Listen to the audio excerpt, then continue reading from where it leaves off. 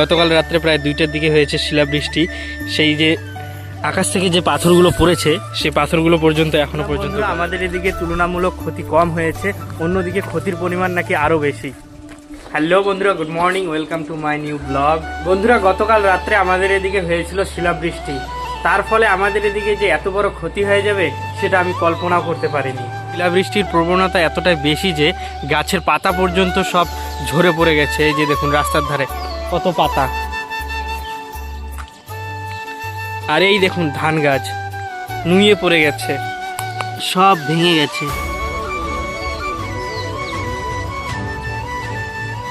এই আম গাছটাতে একটা মুকুলও নেই, সমস্ত মুকুল ঝরে পড়ে গেছে। গতকাল রাত্রে প্রায় 2টার দিকে হয়েছে শিলাবৃষ্টি।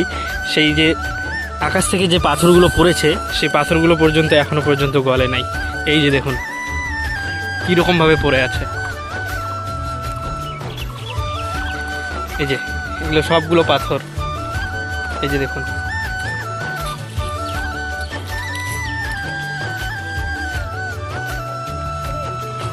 তো বন্ধুরা, এরকম পরিস্থিতি দেখে আমি আমাদের যে ধান লাগানো হয়েছে সেগুলো দেখতে আসলাম, দেখি আমাদের ধানগুলোর কী পরিস্থিতি। আমাদের তামা কিন্তু অনেক আগেই কাটা হয়েছে, কিন্তু যে তামাগুলো এখন রয়েছে যেগুলো কাটতে পারে নাই সেই তামাগুলোর অবস্থা দেখুন, কিচ্ছু নেই। গাছে পাতার কোনো অংশ আর বাকি নেই, সব পাথরের জন্য ঝরে পড়ে গেছে। আর দেখুন জমির ধারে এখনও পাথরগুলো গলে নাই। তো বন্ধুরা, এখন আমি চলে এলাম আমরা যে ধানগুলো লাগিয়েছিলাম সেই জায়গাটায়, সেই ধানগুলোর পরিস্থিতি দেখাই। এই যে দেখুন আমরা যে ধানগুলো লাগিয়েছিলাম সেগুলোর অবস্থা, সব মাটিতে নুয়ে পড়েছে। পুনরায় আবার ধান লাগাতে হবে, মনে হচ্ছে এগুলো হবে না। সব ধান গাছ মাটিতে নুয়ে পড়েছে। এগুলো আমাদের, যেগুলো আমরা লাগিয়েছিলাম। এই যে দেখুন আমাদের জমিতেও বরফ যে পড়েছে সেই বরফগুলো এখনো পর্যন্ত গলে না। এই যে এগুলো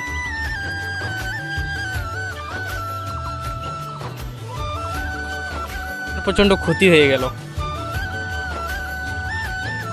অনেক পরিশ্রম করার পর, অনেক টাকা পয়সা খরচ করার পর কৃষক তার জমিতে ফসল ফলায়, সেই ফসল যদি এইরকমভাবে নষ্ট হয়ে যায় তাহলে আর কিছু বলার নেই। এই দেখুন লাগানো ধানের পরিস্থিতি, কত পরিশ্রম গেছে, কত কারেন্ট পুড়ে এখানে জল দিয়েছে। আর দেখুন সেই ধানের এখন অবস্থা, এগুলো আর দাঁড়াতে পারবে না। প্রতিটি কৃষক তার জমিতে ঘুরে ঘুরে বেড়াচ্ছে আর কপাল চাপড়াচ্ছে। তা শুনলাম বন্ধুরা, আমাদের এদিকে তুলনামূলক ক্ষতি কম হয়েছে, অন্যদিকে ক্ষতির পরিমাণ নাকি আরও বেশি।